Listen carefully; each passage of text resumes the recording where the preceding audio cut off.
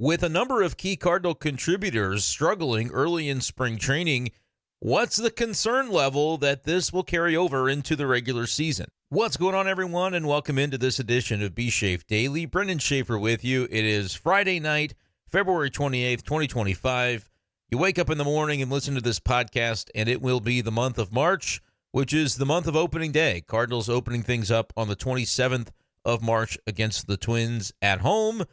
And so that means we're less than 4 weeks away from opening day and the Cardinals 2025 campaign actually legitimately really being underway. Are we excited for it yet, or is there maybe some apprehension in the air as the Cardinals have a number of key position players who are getting off to slow starts in spring training? We've had about a week of Grapefruit League games at this point, and the early returns for a number of the guys that you know are going to be in the lineup are a little bit spotty at this point. So tonight on b-schaeff Daily, we're going to talk about some of those numbers and the degree to which there's reason for concern. And beyond whether or not you should be concerned, we'll talk about what will happen potentially if some of these struggles for guys across this lineup continue into the regular season. Because as much as we can easily dismiss early spring numbers and say, okay, don't be concerned yet, let's let a few more weeks play out, we can do that. But it also kind of puts us into a mind frame that begs the question of, like, what happens if they do struggle? If the guys who are supposed to get the runway this season start off with that runway but don't perform, is there going to be a temptation to suddenly shift from the idea of giving that runway to young players? Or is it a case of right now, it's not just really the young players struggling, it's young players and veterans alike? So we'll talk about some of this and determine where we think the Cardinals are going from here. If you're enjoying the content, the Cardinals content, make sure you're subscribed to this channel, because we'll be covering the Cardinals hot and heavy all year long on b-schaeff Daily and the Brenden Schaeffer St. Louis Cardinals Writer YouTube channel. And in the video description, I had a couple of people ask, hey, how do I find the Discord? How do I sign up for a channel membership? All of those links should be in the video description each time. But if you're missing anything, at b-schaeffer12, you can send me a direct message on Twitter, and I'll get you where you want to go. But I wanted to make sure to take a moment to thank Jeff P. for signing up for the b-schaeff Daily Lounge. That's our private group chat on Discord. And one of our longtime members in the lounge, Jen, is actually down at spring training watching the Cardinals this past week. So I was talking all of my favorite Jupiter food and beverage recommendations in the chat today. That was a lot of fun. So thank you, Jeff, for hopping in. And thank you to Henry as well. And by the way, Henry, you need to send me a message on Twitter, because I don't know your Discord name. I want to get you in the private chat with us, because you signed up for the b-schaeff Daily Lounge as well. And thanks to my guy Scotty for also joining back in on the YouTube membership in the last couple of days. So appreciate all of you guys for your support. But the Discord's been fun. We've already had some good conversations this spring, and I think it'll even be better as we get to the regular season. So if you're not in the Discord yet, find that link in the show page on YouTube or send me a message on Twitter, and I'll make sure to get you in and joined with everybody else. The Discord in general is free to join. So if you want to hop in and be talking Cardinal ball with us all summer long, that's the place to do it. All right, let's go ahead and talk about the uncomfortable elephant in the room that maybe isn't that big of a deal yet, but is starting to kind of add up a little bit, right? The Cardinals are 2-5 on the spring season. We don't care about the record.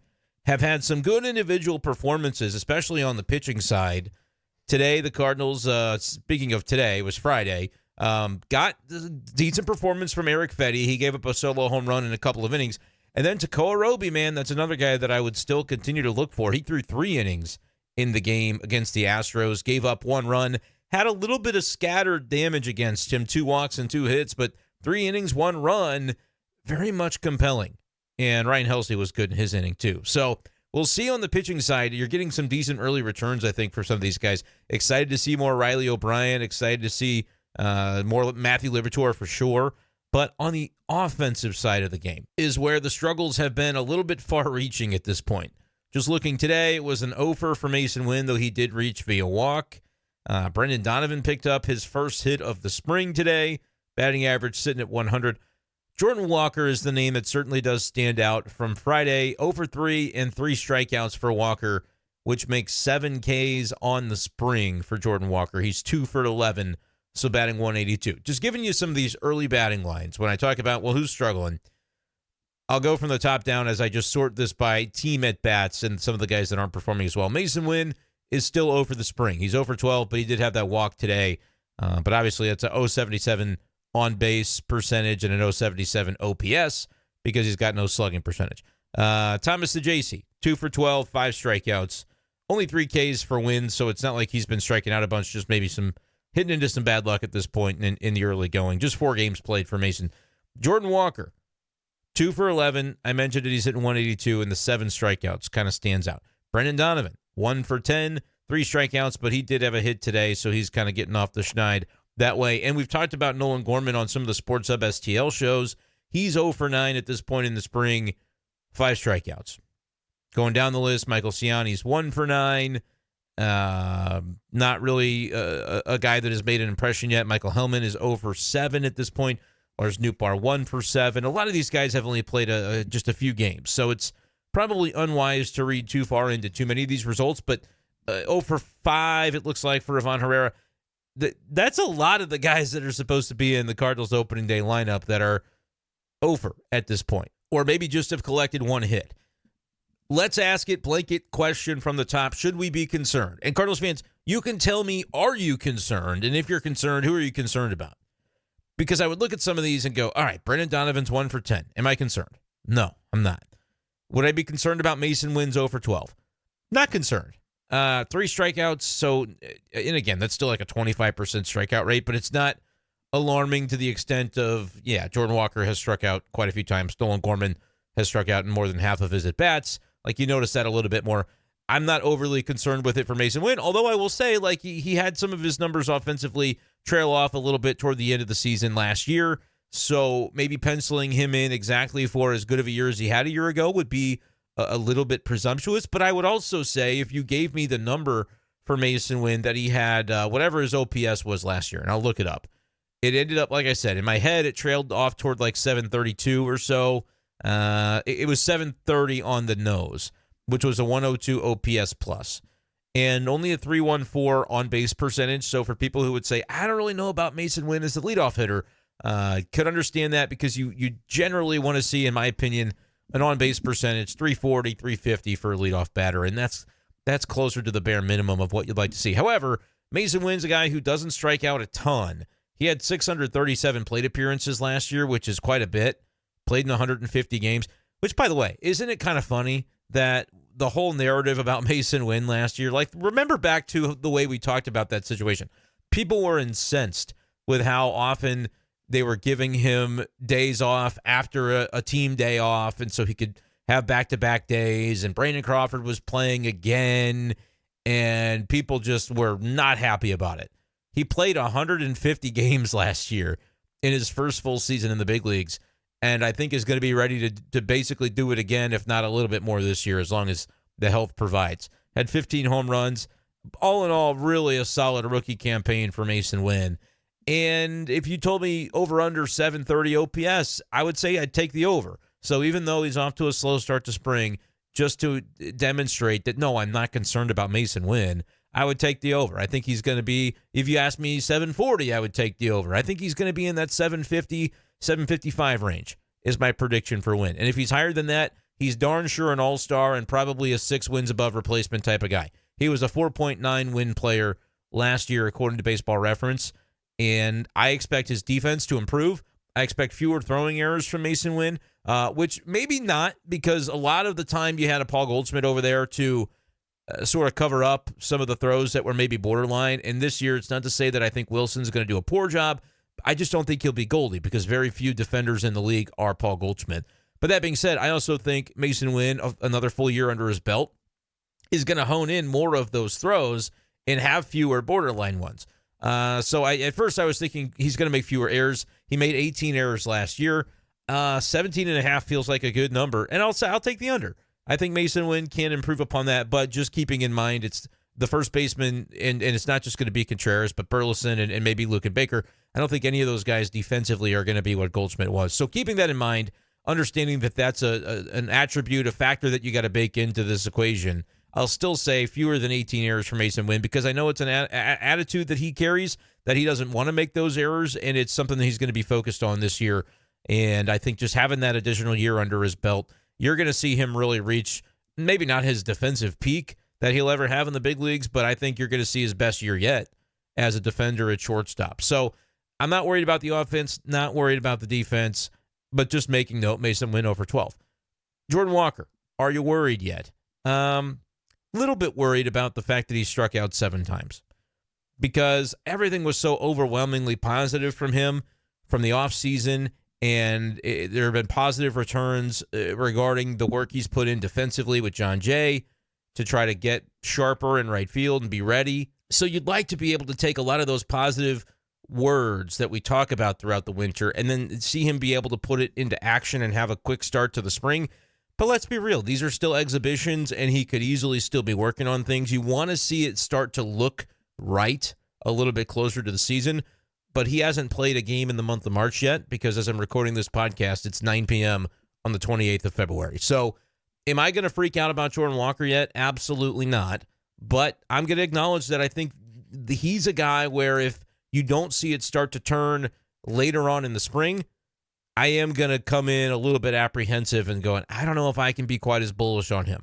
But as long as you get just a few games of him kind of looking like he wants to look before the end of March and that first game on the 27th in Busch, I think I'm going to be still just as bullish as I've been all winter on Jordan Walker. But there may be some Cardinals fans that have heard a lot of the happy talk, and then they're seeing some of the early returns and going, oh, boy, I don't know. But he's 2 for 11. So it's not as though he hasn't had any success. He has a double to his credit so far.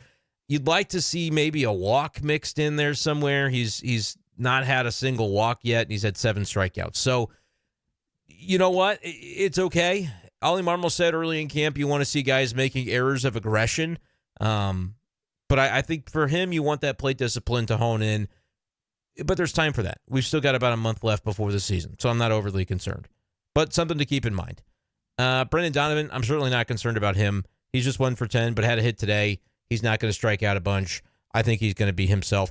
Arenado is actually one of the guys that you'd point to as having a positive spring so far because he had the 3-run homer the other day and has walked once. He's hitting .333, so he's 3 for 9, has a home run to his credit, which makes his OPS look really juicy. So good for him.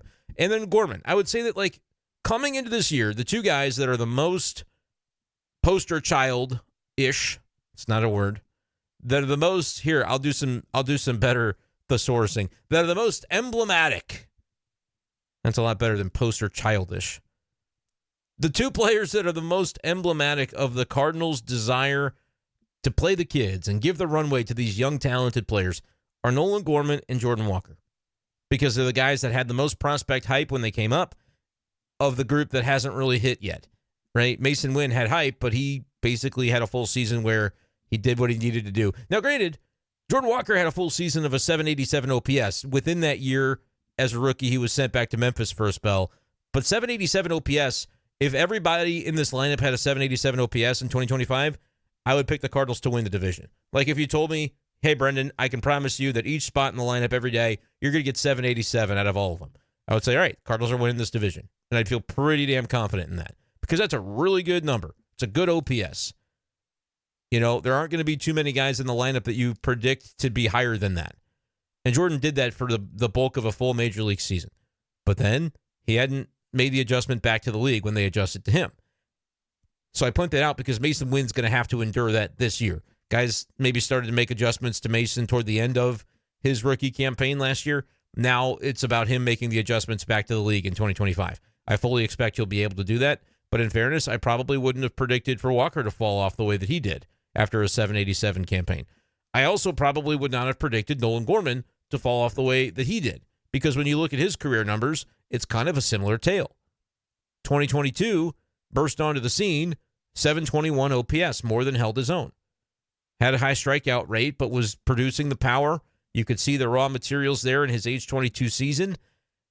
2023 happens, he's even better, an 805 OPS. Yeah, a bunch of strikeouts, but he hits 27 home runs without even scratching 475 plate appearances. He was on a pace of a guy who, if he gets 150 games in, he's going to hit 35 or 40 bombs. and then he regressed in year 3. That was his age 24 season last year. He had to be sent to Memphis by the end of it. He really struggled, for sure. But an 805 season happened. An 805 OPS season happened for Nolan Gorman. So you're kind of hoping that he's going to be able to regain some of that form. Same thing for Jordan Walker. But this is the kind of bounce back opportunity. This is the year to rebound from the down seasons, right? And him and Walker are doing it at the same time. And they're the two guys that are probably struggling the most so far in camp, leading the Cardinals with 7 strikeouts for Walker, 5 for Gorman at this point. And I believe that is the 2 highest totals on the team. There's also 5er for Sajaci. He's 2 for 12 with 5 Ks. So it's just one of those things where, like, you'd like a little bit of early positivity because those are the 2 guys that you circle, underline, and put their names in bold when it comes to the transition year. Let's see what we've got in these 2 young kids. Play the kids, give them the runway, et cetera, et cetera. They're the poster children of it. They are emblematic of that philosophy. That being said, if the Cardinals are going to give up on a philosophy like this one after a week of spring training games, which, newsflash, they're not going to do that. But if they were to do that, if some fans are doing that, then this was not a plan that had very much conviction behind it in the first place. Which is why I say my takeaway from this podcast where I'm asking the question, should you be panicking? The answer is no. In my opinion, now is not the time to panic. However, if you're one of those who hasn't bought into the happy talk in the offseason and have said, I saw the good years from Walker and Gorman, and then I saw what 2024 looked like, and I think with the way that MLB pitchers are able to adjust, the pitchers are going to have the advantage against these guys again this year, and I'm not buying into their success. I'm not saying that you have to predict significant bounce-back seasons for either Walker or Gorman. I'm predicting that Walker will have it, and I think Gorman, to a pretty good extent, can have it too. You don't have to feel that way, but I would say let your opinion be formed by whatever your priors were. Don't let the last week change your mind. If you felt like, nope, I'm not buying into these guys, okay, then obviously the early returns are going to reinforce your belief. We call that confirmation bias, right? There's a term for it. There's a term for everything. But confirmation bias, I'll read this from Google, is a tendency to search for, interpret, favor, and recall information in a way that confirms or supports one's prior beliefs or values. So if you came in thinking Jordan Walker isn't going to be it this year, Nolan Gorman isn't going to be it this year, then you've seen a week of spring games. Yeah, you don't have to search very hard for the data that would help you interpret that your previous belief was the accurate one. But if you're one that would say, no, I am in on Jordan Walker, then your confirmation bias is, well, he has a double. I mean, he's gotten a couple of hits and he's only played in 4 games. Like, yeah, he's going to be just fine. So at this point, what we need is more data, first of all, and more data that counts. I'm not sure, even though I said if I don't see it at all, if Jordan goes 182 for the whole spring and strikes out in 70% of his plate appearances or whatever he's at right now, he's close to that number. 65% of his plate appearances end in a K in the spring. I'm still putting him out there in right field on opening day. I'm not changing anything about the runway, but I'm a lot more skeptical at that point if I don't see the fruits of his labor before the season starts to count. But I also think if you're the Cardinals and you've made these proclamations about giving these guys opportunity, I don't really care how bad Walker or Gorman's springs are. You still have to plug them in there on opening day and the first week and the second week and the first month and probably the first 6 weeks. Walker especially. Gorman, I'm telling you what, it's going to be harder than you think for Oliver Marmol to stick to the guns on that. Because, again, on paper, Alec Burleson doesn't have a spot right now. And again, I'm assuming no Newt Barnes center field as a long-term solution. I'm not saying they won't do it at all. I'm saying I would consider it an upset if it's the regular alignment for the Cardinals. And it could end up being that I'm wrong. But I think for that to be the case, and if Newt Barnes ends up in center field, it shows truly just how desperate the Cardinals feel to maximize offense. Because they have historically favored things like really strong defense up the middle. And that's Winn, and that's Ciani, or if Victor Scott wins the job defensively in center, or I should say offensively, because what he does at the plate, I think, is going to inform that decision. If Vic wins the job, he's the guy with the highest upside, I think, of the 3. Because I think he can be close to what Ciani is defensively, and I think he can be an offensive contributor, if he's ready for this, that you don't really feel like you're missing anything there offensively by plugging him in as your center fielder. Statistically, you're going to be missing some things with Ciani because if he's a 570 OPS again this year like he was last year, you're going, yeah, that's a defense-first guy, and that's why he's in there. Not in there for his bat. Ciani, I have said, has to begin that OPS with a 6, and then you can really justify that his offense is close enough to par to play him every day because his defense is that damn good. But Vic could end up being the best of both worlds.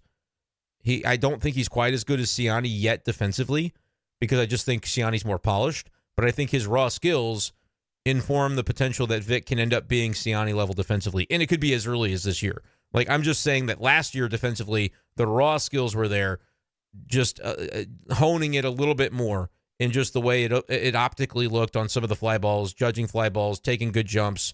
Not that he got bad jumps, just getting the fluidity of his game to be a Ciani level is something that I expect will happen. I don't think we quite saw it last year, and so I would give the edge to Ciani defensively. I think Vic has more offensive upside. I am not one of those who just writes off Ciani and says he can't turn himself into a capable hitter, because we saw stretches of last year where he absolutely did that. But it's definitely, probably the underdog to have it happen more regularly compared to Victor Scott, who a lot of people say, well, he's a prospect. He's a guy that's kind of came up, people believing that the bat was eventually going to show out at the big league level and be part of the reason that he's an all-around center fielder. So we'll see what ends up happening with that job. I think it's a battle between those two, though. I don't consider it a battle that Nootbaar is involved in.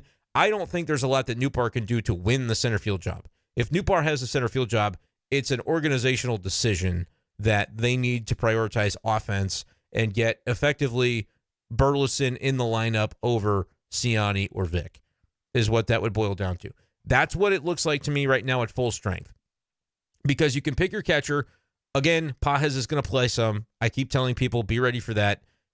There's a lot of Pedro Pages hate on Twitter. And I really like Ivan Herrera because I think he's a very, very good hitter. One of the best hitting catchers in baseball potentially this year. I also think Pedro Pages does a lot of things that are appreciated by the Cardinals behind the scenes. Preparation, preparing pitchers like throwing to him.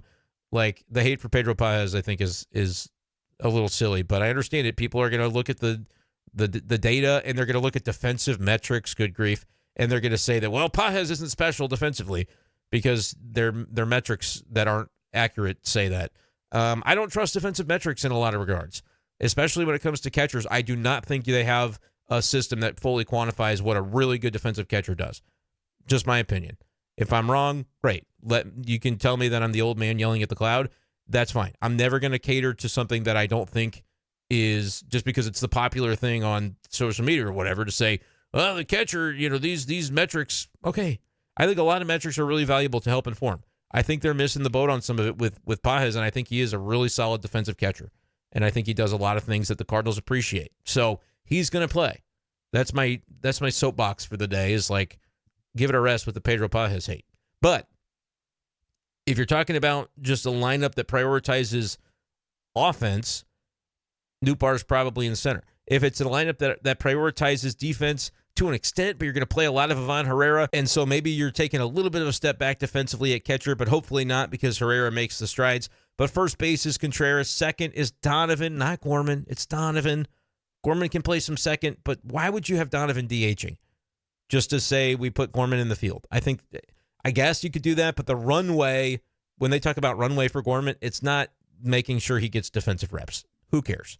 It's can he hit, put him in the lineup. We'll see if I'm right about that, but that's my read. So Donnie at second, Winn at short, Nolan Arenado at third, Nootbaar in left, Ciani or Victor Scott in center, Jordan Walker in right, which means Gorman's your DH and Burleson's out there chilling. That's where you've got to figure out, okay, Burleson's a bat that needs to be in the lineup. He does. But I don't think, view him as an outfielder. They're trying to, every question that's been asked, you can listen to the answer. Burleson's talked about as first base or DH. So I kind of think that's how the Cardinals view him. But his bat is one that I definitely think needs to be in there. But with Arenado still here, you're kind of going, all right, somewhere something's got to give. And that's where I talk about Gorman is the one where if he has the early struggles, because this conversation all started in my little headspace where I said, you're playing, no matter what they do in the spring, you're playing these two opening day in the first week, in the second week, in the third week, in the first month, in the first probably 6 weeks. I think they'll have no problem doing that with Jordan Walker. If Gorman struggles tremendously, I'm talking hitting 150, striking out half the time, not showcasing power, I don't know if they get through 6 weeks before it starts to be more of a timeshare and you go, hey, we're not going to just stick Burleson on the bench because every time he's coming into games, it seems like he's taking a good at bat against tough relievers. And the more and more you see that, the more you're going to go, come on, Burleson's a young player too. Like, we're not just gonna pick favorites on which young player needs to just get unlimited reps regardless of performance. Eventually, I think the squeeze comes for Gorman before it comes for Jordan Walker, because I think positionally, well, a couple of reasons. I think positionally it's easier because they can just say Walker plays right and nobody has to interfere with that. If they don't view Burleson as an outfielder, it's a lot easier to be like, well, that's not really a place you can put him. Gorman is second base, third base, and DH. There's a Gold Glover at third. There's a Gold Glover at second, because that's where I've got Donovan. You could put Donovan in the outfield. And I did see a recent comment, I think it was in a Ken Rosenthal article, where it was quoted from Mozeliak talking about Donovan being a Gold Glove caliber outfielder. I don't see the world in which Donovan's playing outfield unless Nootbaar's in the center, which might kind of tell you the front office might want Nootbaar in center. I don't get a sense that if I was writing the lineup together and I liked the quality defense that a Ciani or a Vitt could play as much as I suspect Oliver Marmol does, I don't think that would be the way that I would choose to go. But Ollie has said multiple times this spring that, hey, are you, when asked, are you prioritizing offense or defense this year with your lineup? He said, that's a great question, and it's something that we have to talk about as a front office staff and as a field staff and collaborate on and understand get on the same page, because it's not just a short-term decision. It's long-term development of some of these players. Where do these guys need to be playing for not just April 2025, but July 2025 and September 2025 and May 2026 and June 2027? Like, there are considerations long range that I think Ollie Marmol's not just going to go rogue. It's not that they're going to make out the lineup for him, but he's also going to look at it and say, organizationally, we got to have a plan for, like, how do we view these guys and what are we trying to develop within these players? And so those are conversations that are going to be ongoing throughout the spring. If Nootbaar ends up playing center field, I'm, again, reading those tea leaves and seeing a comment from John Mozeliak in an article for Ken Rosenthal, or by Ken Rosenthal, about Donovan being a Gold Glove caliber player, that can he play that in the outfield? I mean, that would be the alignment, is Nootbaar in center, Donovan left, Gorman at second, Burleson at DH, and that gets all your bats in the lineup. It turns Michael Ciani into a fourth outfielder, and it turns Victor Scott into a starting center fielder in Memphis. I think Victor Scott could play his way onto this team and throw a whole wrench into that plan if that's the front office's plan. Victor Scott, and look, Ciani could too, but we haven't seen that from Ciani just yet. Like, I'm talking about it in terms of, I'm going to be fair. I'm going to read the stats. I'm not trying to have an agenda with any of this. Victor Scott, he's popping in his first couple of appearances in spring. He's 4 for 7 with a homer and a triple, 3 RBIs, 2 walks. Wilson Contreras has been very good too, 4 for 6. But otherwise, Victor Scott's been the best Cardinal hitter so far.